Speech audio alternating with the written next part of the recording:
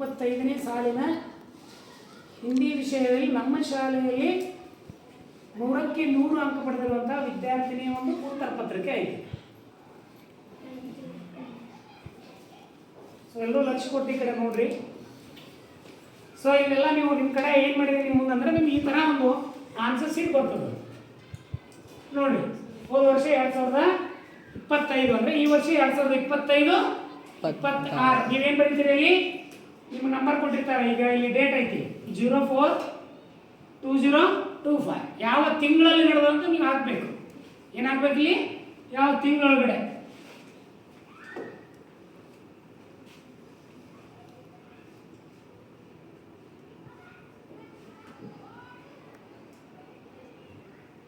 ಮೊದಲು ಏನೇನು ತಿಳ್ಕೊಂಡ್ರಿ ಅಂತಂದ್ರೆ ನಾಳೆ ಯಾವುದೇ ಸಮಸ್ಯೆ ಬರೋಲ್ಲ.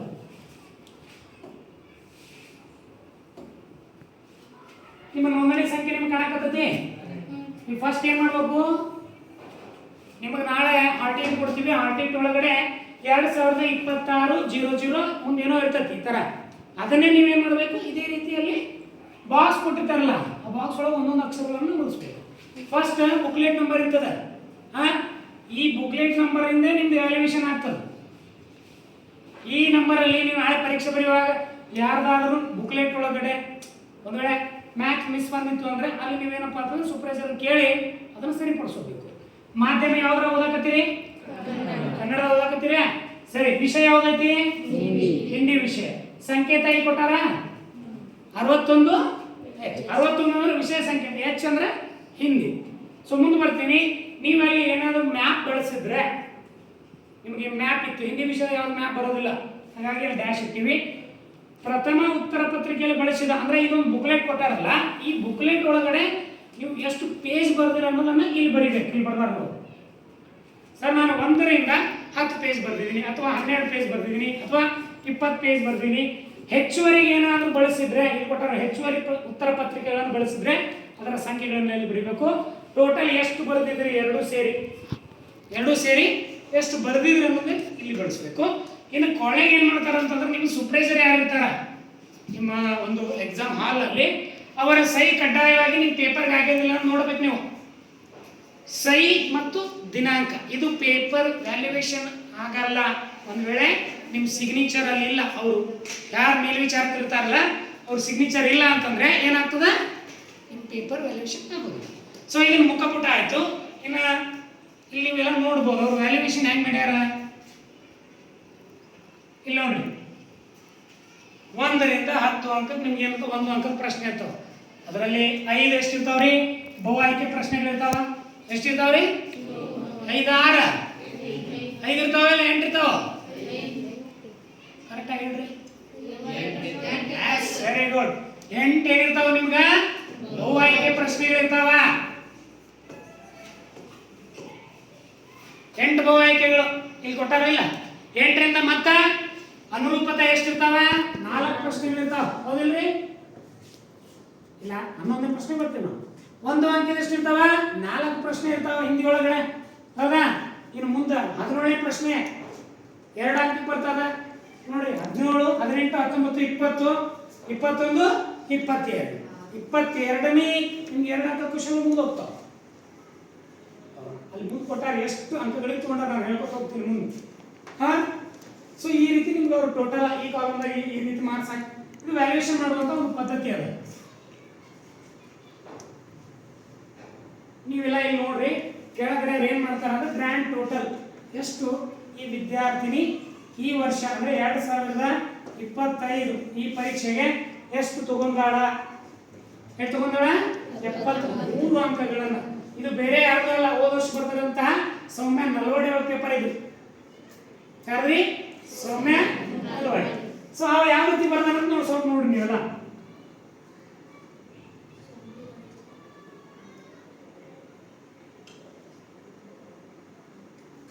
ಈ ರೀತಿ ಪೇಪರ್ ಇರ್ತದೆ ನಿಮ್ಗೆ. ಸೊ ಮೊದಲನೇದೇ ಹೋಗ್ತೀನಿ ನಾನು. ಬಹು ಆಯ್ಕೆಯಲ್ಲಿ ನೀವು ಹೆಂಗ್ ಬರೀತೀರಿ, ಆ ವಿದ್ಯಾರ್ಥಿನಿ ಹೆಂಗ್ ಬರ್ದಾರ ನೋಡ್ರಿ ಸ್ವಲ್ಪ. ಇಲ್ಲಿ ಅವ್ರೇನ್ ಕೇಳ್ಯಾರ? ಉಚಿತ ಕೇಳ್ಯಾರ. ಏನ್ ಕೇಳ್ಯಾರಿ? ಅವಳೇನ್ ಬರ್ದಾಳ ಇಲ್ಲಿ? ಇಲ್ಲಿ ಅವ್ರು ನೆಕ್ಸ್ಟ್ ಪ್ರತಿ ಬರ್ದಾರ. ಅವಳೇನ್ ಬರ್ದಾರ ಇಲ್ಲಿ? ಪ್ರತಿಯ. ಹೌದಾ? ಲೇಖಕ ಲಿಂಗ ಕೇಳ್ಯಾರ. ಏನ್ ಕೇಳ್ಯಾರ ಅವರು? ಏನ್ ಕೇಳ್ಯಾರ? ಲಿಂಗ ಕೇಳ್ಯಾರ. ಹೌದಿಲ್ಲ? ಅಲ್ಲಿ ಲೇಖಕಿ ಅಂತ ಕೇಳಿರ್ಬೋದು. ಅವಳೇನ್ ಬರ್ತಿದ್ದಾಳೆ? ಲೇಖಕ ಅಂತ ಬರ್ತಿದ್ದಾಳೆ.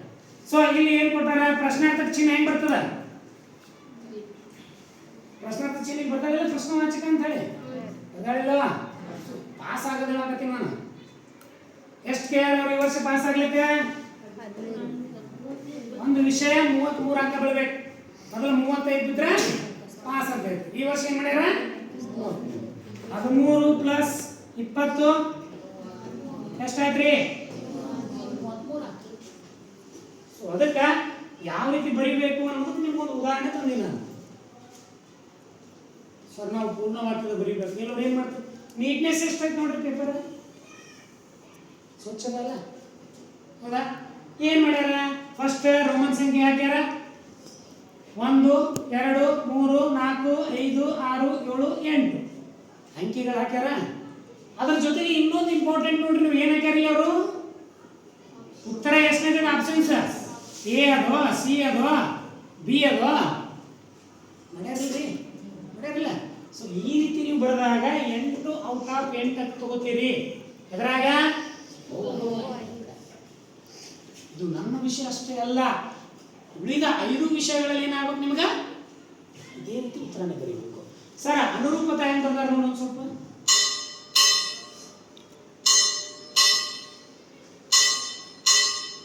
ಸರ್ ನಮ್ಗೆ ಡೈರೆಕ್ಟ್ ಉತ್ತರ ಬರೀಲಿಕ್ಕೆ ಬರಲಿಲ್ಲ ಅಂತ ನೀವು ಕೇಳಬಹುದು. ಉತ್ತರ ಬರೀ ನಡೀತೈತಿ. ಆದ್ರೆ ज्ञान का दीप, न्याय का पताका। मेरा बचपन एक आत्मकथा है। ईमानदारी के समय में एक व्यंग्य रचना। व्यंग्य रचना देखिए, धंधे की चिंता किसे थी? रोबो रोबोजीत को। उसे साधारण की चिंता किसे थी? नौकरी। ತಪ್ಪಲ್ಲಿ ಮಾರ್ಕ್ಸ್ ಏನ ಕೇರಲಿ ರಾಂಗ್ ಹೊಡೆದ್ರೆ ಗೊತ್ತಿಲ್ಲ. ಕಿಸೆ? ರೋಬೋ. ಅವ್ರ ಮನೆಗೆ ಬರುವಂತ ರೋಬೋ ನೀಲಿ ಇರ್ತತಿ ಚಿಂತೆ. ಯಾರಿಗಿರ್ತತಿ? ರೋಬೋ ನೀಲಿ. ಮೇಜರ್ ಬಂದೈತಿ ಪಾಠ ಹೇಳಿಲ್ಲ, ಕಡ್ಡಾಯವಾಗಿ ಪ್ರಶ್ನೆ ಬರ್ತದೆ.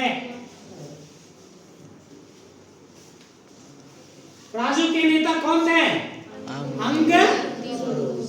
ಸೊ ಈ ರೀತಿ ನೀವು 4 ಅನುರೂಪತೆಗಳನ್ನ ಬರೀಬೇಕು. ಬಹಳ ನೋಡ್ರಿ ಹೆಂಗ್ ಬಿಡಿಸ್ಬೇಕು ಅಂತ ನೀಟ್ ಆಗಿ ಕೊಟ್ಟಾರ. ಸೊ ಮುಂದೆ ಹೋಗ್ತೀನಿ ನಾನು. ಮುಂದೆ ನಿಮಗೆ 1 ಅಂಕದ ಪ್ರಶ್ನೆಗಳು ಬರ್ತಾವ. ಕಂಪಲ್ಸರಿ ನೀವೇನ್ ಹಾಕ್ಬೇಕು? ರೋಮನ್ ಸಂಖ್ಯೆಗಳನ್ನ ಹಾಕ್ಬೇಕ್ರಿ. ಆ ಉತ್ತರಕ್ಕೆ, ಆ ಪ್ರಶ್ನೆಗೆ ಯಾವ ರೋಮನ್ ಸಂಖ್ಯೆ ಅಂತ ಅಲ್ಲಿ ಹಾಕ್ಯಾರ, ಹಾಕೊಂತ ಹೋಗ್ಯಾರ. ನೋಡ್ರಿ ಹೆಂಗ್ ಬರ್ದಾರ? पूर्ण वाक्य का उत्तर बरेंगे। क्वेश्चन पेपर हेंग ಕೊಟ್ಟಿರ್ತಾರೆ, दिए गए प्रश्न को आप पूर्ण वाक्य में उत्तर लिखिए ಅಂತ ಕೊಟ್ಟಿರ್ತಾರೆ. ಈ ಬರ್ದಾರೆ लेखक प्रेमचंद जी को गुलाबी सेब, ಯಾವ ಬಣ್ಣದ ಸೇಬು?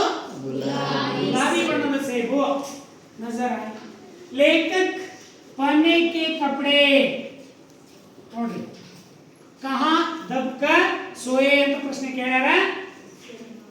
ಸಿರಾನೆ ಅಂದ್ರೆ ತಲೆಯ ಹಿಂದ್ಗಡೆ. ನೆಕ್ಸ್ಟ್ ಸಮಯ, ಇದು ಹೇಳಿನ ಪಾಠ ಹೇಳ ಮುಂದ ಹೇಳಿನಿಲ್ಲ? ಎಸ್ ಭಗವಾನ್ ಯಾನಿ ಇಶ್ಕ್.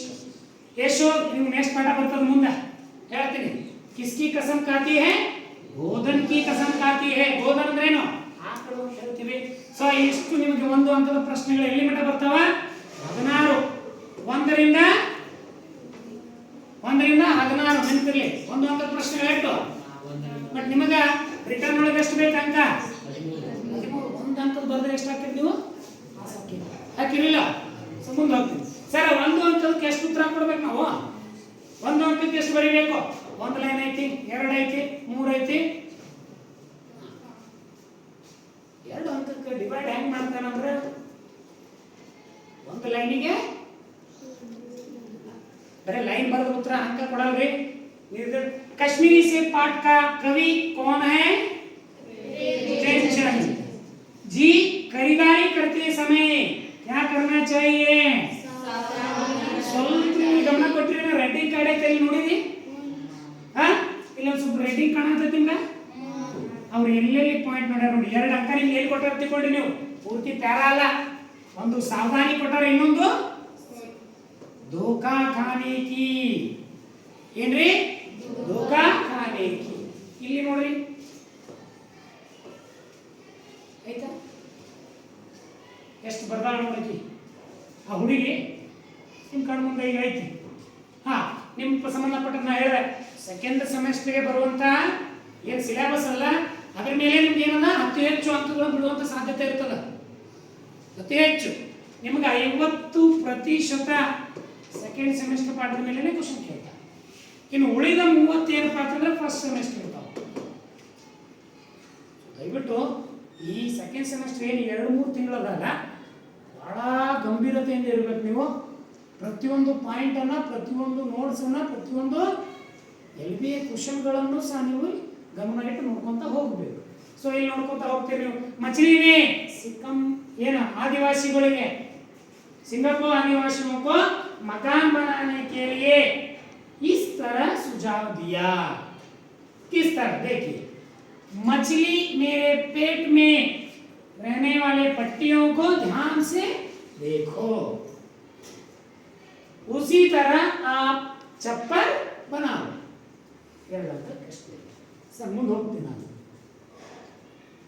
बच्चन पाल एक साधारण परिवार भारतीय परिवार में ಒಂದೊಂದು ವಾಕ್ಯದ ಒಂದೊಂದು ಪಾಯಿಂಟ್ ಐತಿ ಅದನ್ನು ಬರಿತಾ ಹೋಗ್ರಿ नेक्स्ट समय एक अनमोल है समय क्या है अनमोल है समय को हम अच्छी तरह से उपयोग करना चाहिए हमें समय को अच्छी तरह से उपयोग करना चाहिए देखिए भगवान का दिया हुआ अनुपम क्या है ನೋಡ್ರಿ ಎಲ್ಲರ ಮಾರ್ಕ್ಸ್ ಕಟ್ಟಾಗ್ಯಾವನ ಎಲ್ಲರ ಮಾರ್ಕ್ಸ್ ಕಟ್ಟಾಗ್ಯಾವ ಮಾರ್ಕ್ಸ್ ಗಳು ಇಲ್ಲ ಮುಂದೆ ಹೋಗ್ತೀನಿ ಇವೆರಡು ಅಂಕ ಆಯ್ತು ನಿಮಗೆ ಇಲ್ಲಿ ಲಾಸ್ಟಿಗೆ ಅವರು ನಿಮ್ಗೆ ನಾಳೆ ಒಟ್ಟು ಪುಟ ಸಂಖ್ಯೆಗಳನ್ನ ಮತ್ತು ಒಟ್ಟು ಅಂಕಗಳನ್ನ ಅಲ್ಲಿ ಹಾಕ್ತಾರೆ ಇನ್ನು ರೋಮನ್ ಸಂಖ್ಯೆ 3 ಅಂಕದ ಪ್ರಶ್ನೆಗಳು ನಿಮ್ಗೆ ಕಾಣುವಂತ ತಂದಿದ್ದೀವಿ ಕೆಲವರು ಹೇಳ್ತಿರ್ತೀರಿ 3 ಅಂಕ ಬರೀ 2 ಲೈನ್ 3 ಲೈನ್ ಉತ್ತರ ಬರೀತಿರ್ತೀರಿ ಅದು ಉತ್ತರನೇ ಅಲ್ಲ ನೋಡಿ ರೋಮನ್ ಸಂಖ್ಯೆ ಹಾಕ್ಯಾರ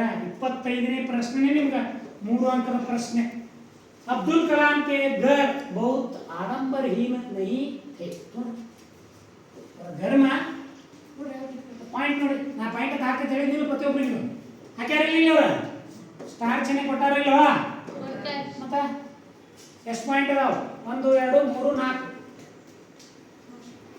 अंडरलाइन ಮಾಡಿರಲಿಲ್ಲ पिता का नाम कौन हां जैनुल आबदीन बहुत निश्चिंतता और सादगी उनका जो गांव कहाँ था रामेश्वर के धनुषकोडी में अब्दुल कलाम के दोस्त जलालुद्दीन ये क्या क्वेश्चन और अब्दुल कलाम के घर बहुत आडंबरी ಅಂದ್ರೆ ಅವರ ಬಗ್ಗೆ ಬರೀರಿ ಅಂತ ಕೊಟ್ಟಾರ ಅವರು ಹೌದಾ ನೆಕ್ಸ್ಟ್ ನಿಮಗೆ ಗೊತ್ತದಲ್ಲ लेखकी का रास्ते पर चलते हुए कौवे से घायल होकर ಯಾವ ಪಾಠ ಗಿಲ್ಲು ಗಿಲ್ಲು ಪಾಠದ ಕೇಳ್ತಾರೆ हाँ नेक्स्ट इंटरनेट एक अनगिनत कंप्यूटर अंतर्जाल है ಹೆಂಗ್ ಬರ್ದಾರ ನೀವು ಅದೇ ರೀತಿ ಬರೀರಿ ಅಂತ ಹೇಳ್ತೀನಿ ಇನ್ನು ಮುಂದೆ ಏನು ಬರೀತಾವಲ್ಲ ಪರೀಕ್ಷೆಗಳಲ್ಲಿ ಈ ರೀತಿನೇ ಉತ್ತರ ಇರಲಿ ಸೊ ಮುಂದೆ ಹೋಗ್ತೀನಿ ನಾನು 3 ಅಂಕದ ಪ್ರಶ್ನೆಗಳನ್ನು ನೋಡಿದ್ರಿ ಇನ್ನು 4 ಅಂಕ ಕಡೆ ಬರೋಣ ನಾವು ಈ 4 ಅಂಕದ ಇದೆ ನೋಡ್ರಿ ನಿಮ್ಮ ಮುಂದೆ ಬರ್ತದೆ ಕರ್ನಾಟಕ ಸಂಪದ ಅಂತ ಹೇಳಿ ಇಲ್ಲಿ 4 ಅಂಕ ಬಂದೈತಾ ಬಂದೈತಿಲ್ಲ ಇಲ್ಲಿ 3 ಅಂಕದಾಗ ನಿಮ್ಗೆ ಕನ್ನಡ ಪದ್ಯ ಇದು ತೋರಿಸ್ತಿದ್ದಾರೆ ಕನ್ನಡ ಮ್ಯಾಮ್ ಮಾಡೋದು ಈಸಿ ಬರ್ದಿಲ್ಲ ಕಾಣ್ತೈತಿ ನಾನು ತೋರಿಸ್ತೀನಿ ಗುಡ್ ಇಲ್ಲಿ ಬರೋಣ ಇಬ್ಬರು ಗೆಳೆಯರು ಅರಣ್ಯದಿಂದ ಹೊರಟರು ಮತ್ತು ಹೊರಗೆ ಬಂದು ಒಂದು ಸ್ಥಳದಲ್ಲಿ ಮನೆಯನ್ನ ಕಟ್ಟಿದರು ಇದು ಜಗತ್ತಿನಲ್ಲಿ ಮನುಷ್ಯರು ಕೈಯಿಂದ ಮಾಡಿದ ಮೊದಲ ಮನೆ ಇದು ಎಲ್ಲಿ ಸಿಗ್ತದೆ ನಮ್ಗೆ ಅಂತಂದ್ರೆ ಸಿಂಗಪೂರ್ ಆದಿವಾಸಿ ಪಾಠ ಮೇಲೆ ಕೇಳಿರುವಂತ ಒಂದು ಪಾಠ ಹೌದಾ ಇಲ್ಲಿ ನೋಡ್ರಿ ಒಂದು ಪದ್ಯ ನಿಮ್ಗೆ ಕೇಳ್ತಾನೆ ಕಂಪಲ್ಸರಿ ಅಂತ ಹೇಳಿದ್ದೆ ನಾನು असफलता एक चुनौती है, उसे स्वीकार करो. ಈ ಪದ್ಯ ಎಷ್ಟು ಮಾರ್ಕ್ಸ್ ಅಂತ 16 ನಿಮಗೆ 1 ಅಂಕದ ಪ್ರಶ್ನೆಗಳದಾವ. ಹೌದಾ? 3 ಅಂಕದ ಕನ್ನಡ ಅನುವಾದ ಐತಿ. 16 3 18 18 ಒಂದು 4 ಪದ್ಯ ಎಷ್ಟು 22. ಇಲ್ಲಿ ಏನ್ ಕೊಡ್ತಾರ? ಗದ್ಯ ಭಾಗವನ್ನ ಓದ್ರಿ. ಗದ್ಯ ಭಾಗವನ್ನ ಏನ್ ಮಾಡ್ರಿ? ಓದಿ ಏನ್ ಕೊಡ್ರಿ? 4 ಪ್ರಶ್ನೆಗೆ ಉತ್ತರವನ್ನ ಕೊಡ್ರಿ. ಕೊಟ್ಟಿರಾ? ಇಲ್ಲಿ ನಿಮಗೆ ಆಲ್ರೆಡಿ चटवटिके ಒಳಗೆ ಕೊಟ್ಟಿದ್ದೀವಿ. गद्य भाग पढ़िए और दिए गए प्रश्नों को उत्तर लिखिए. ಇನ್ನ ಮುಂದೆ ಬರ್ತೀನಿ. ನಿಮಗೆ ನಿಬಂಧ ಒಂದು ಕೇಳ್ತಾರೆ. ಏನು ಕೇಳ್ತಾರೆ? निबंध. खेलों का महत्व ಮೊದಲು ನೀವು ಟೈಟಲ್ ಬರೀರಿ ಕಂಪಲ್ಸರಿ. ಪೇಪರ್ನಾಗ ಏನು ಬರೀರಿ? ಯಾವ ನಿಬಂಧಕ್ಕೆ ನೀವು ಉತ್ತರ ಬರೆಯಕತ್ತೀರಿ ಅನ್ನೋದು. ಸೊ ಅಲ್ಲಿ ನಿಮ್ಗೆ ಆಲ್ರೆಡಿ ಪ್ರಶ್ನೆ ಪತ್ರಿಕೆ ಒಳಗೆ 4 ಪಾಯಿಂಟ್ ಕೊಟ್ಟಿರ್ತಾರೆ. ಒಂದನೇದು ಪ್ರಸ್ತಾವನೆ ಬರ್ದಾರವರು. ಏನು? खेलों से हमारे देह, देह यानी शरीर. ಹೌದಾ? ಏನು ಅಂತದ? ಹಟ್ಟ ಕಟ್ಟ ಹಸ್ತ ಮುಸ್ತ खेल खेलने चाहिए और हमको बहुत लाभ है क्योंकि हमारे बीमारियां दूर हो जाती हैं. ಸ್ವಂತ ವಾಕ್ಯದ ಬದಲಾವಣೆ. ಆಟವನ್ನು ಆಡೋದ್ರಿಂದ ನಮಗೆ ರೋಗ ರುಜಿನಗಳು ಬರುವುದಿಲ್ಲ. ಜೊತೆಗೆ ನೋಡ್ರಿ मन स्वस्थ रहता है. नेक्स्ट खेलों के प्रकार. खेलों को 2 प्रकार है. कितने प्रकार है? 2. अंदर का खेल और बाहर का खेल. 9th ಬುಕ್ ತಗ ನೋಡೋದು ಅಂತಂದ್ರೆ ಅಲ್ಲಿ ಎಲ್ಲ ನಿಮಗೆ ಉತ್ತರ ಸಿಗ್ತದೆ. ಔಪಚಾರಿಕ ಮತ್ತು ಅನೌಪಚಾರಿಕ ಆಟಗಳು ಬರ್ತಾವೆ. ಔಪಚಾರಿಕ ಅಂತಂದ್ರೆ ಈ ಒಂದು ಕೋಣೆ ಒಳಗೆ ಆಡುವಂತ ಆಟಗಳು. ಅನೌಪಚಾರಿಕ ಅಂದ್ರೆ ಹೊರಗಡೆ ಆಡುವಂತ ಆಟಗಳು. ಸೊ ನಿಮ್ಮ ಕೇಲದ ಪ್ರಕಾರಗಳನ್ನು ನೋಡೋರಿ. ಮುಂದೆ ನೆಕ್ಸ್ಟ್ खेलों से होने वाले लाभ. ಈ ಆಟಗಳಿಂದ ಆಗುವಂತ ಲಾಭ ಯಾವ ರೀತಿ? ಕೊನೆಗೆ ಉಪಸಂಹಾರ. ಒಟ್ಟು 4 ಪಾಯಿಂಟ್ ನೀವು ಬರೀಬೇಕು. ಎಷ್ಟ್ರಿ? 4 ಪಾಯಿಂಟ್ ಅನ್ನು ನೀವು ಬರ್ತಾ ಹೋದ್ರೆ ಒಂದು ನಿಮಗೆ ಏನಂತಂದ್ರೆ ನಿಬಂಧ ಮುಗಿತದೆ. ಇನ್ನು ಕೊನೆಗೆ ಬರ್ತೀನಿ ನಾನು. ನಿಮ್ಮ ಇಷ್ಟವಾದ ವಿಭಾಗ ಯಾವ್ದ್ರಿ? ಪತ್ರ. ಇನ್ನು ನೀವು ಕೊನೆಗೆ ಏನ್ ಮಾಡ್ತೀರಿ? ಪರೀಕ್ಷೆ ಮುಗಿದ ಒಳಗೆ ಏನು ವೇಸ್ಟ್ ಪೇಪರ್ ಇರ್ತದಲ್ಲ ಅದಕ್ಕೆ ಹಿಂಗೆ ಅಂಡರ್ಲೈನ್ ಹಾಕಿ ಗೆರೆ ಹೊಡೆದು ಬರ್ರಿ. ತಿಳಿತಲ್ಲ?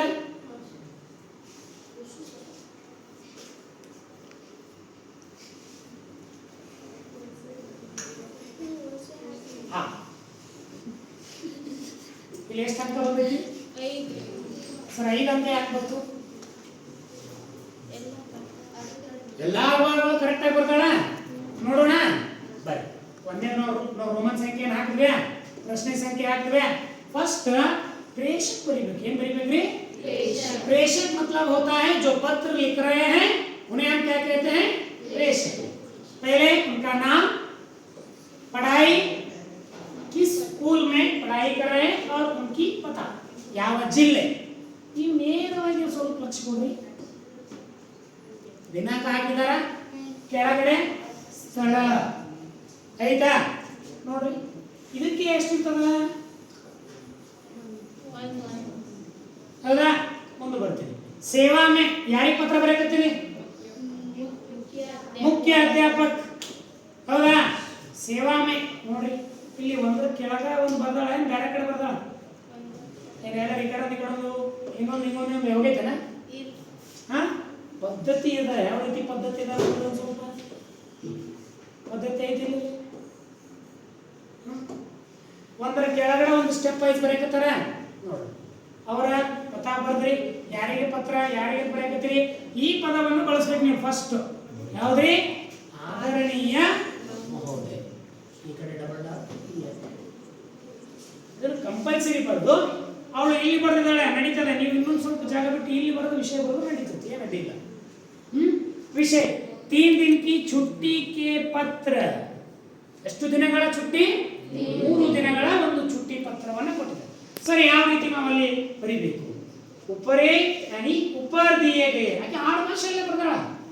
ನಾವು ಉಪರೇ ऊपर एक विषय के अनुसार तो बड़ी ऊपर दिए गए विषय के अनुसार मैं दिनांक 4/4/2025 में दिनांक 6/4/25 तक मेरे बहन की शादी के लिए मैं मंगलुरु जा रहा हूँ।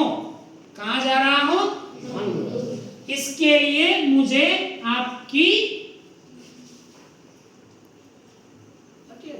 इसीलिए मुझे थोड़ा ಅಲ್ಲೊಂದು ಎರಡು ಲೆಟರ್ ಬರೆಸಬೇಕು. ಅಕ್ಕಿ ಏನು ಮಾಡಬೇಕು? ಕೃಪಯಾ ಅಂತ ಬರೀಬೇಕಾಗಿತ್ತು, ಬರಲಿಲ್ಲ. कृपया मुझे छुट्टी प्रदान कीजिए. छुट्टी देने के लिए कृपा मांगती हूँ ಅಂತ ಆಡಬೇಕು. ನಡೀತದೆ. ಕೆಳಗೆ ಧನ್ಯವಾದ ಅಂತ ಕೊಟ್ಟಿದ್ದಾರೆ. ಧನ್ಯವಾದ ಸಹಿತ आपकी ಆಜ್ಞಾಕಾರಿ ಛಾತ್ರ. ಟೋಟಲ್ ಎಷ್ಟು ಅಂಕ ಬತ್ರಿ? ಹಂಗಾದ್ರೆ ಒಂದು ಸ್ವಲ್ಪ ಕ್ಯಾಲ್ಕುಲೇಟ್ ಮಾಡ್ಕೊಂಡು ಹೋಗೋಣ ನಾವು. ಬರ್ರಿ. ಫಸ್ಟ್ ಎಷ್ಟು ಅಂತ ಹೇಳಿದೆ ನಾನು? ಬಹುವಾಯ್ಕೆ ಬಹುವಾಯ್ಕೆ 8 ಹೌದಿಲ್ಲ? ಅನುರೂಪತಾ 4. ಒಂದು ಅಂಕದ ಪ್ರಶ್ನೆ 4 ಅಲ್ಲ. ನಮ್ಗೆ 2 ಅಂಕದ ಬೇಡ, ಭಾಳ ಬ್ರೀ. 3 ಅಂಕದ ಬೇಡ, ಬ್ರೀ. 4 ಅಂಕದ ಬೇಡವೇ ಬೇಡ. ಕನ್ನಡ ಅನ್ನೋದು ಬರೀತೀರಿ?